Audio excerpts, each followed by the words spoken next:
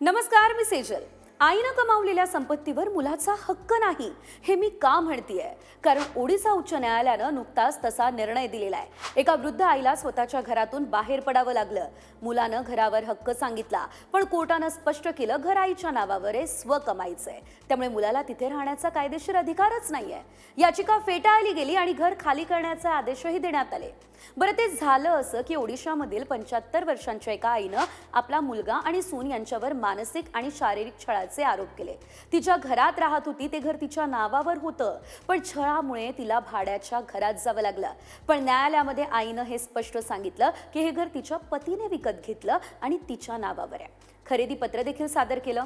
कोर्टानं दोन्ही बाजू ऐकल्या. जर मालमत्ता आईच्या नावावर असेल आणि ती स्वकमाईतून घेतलेली असेल तर मुलाला त्यावर जन्मसिद्ध हक्क नसतो. आईची इच्छा नसताना मुलगा किंवा सून तिच्या घरात राहूच शकत नाही.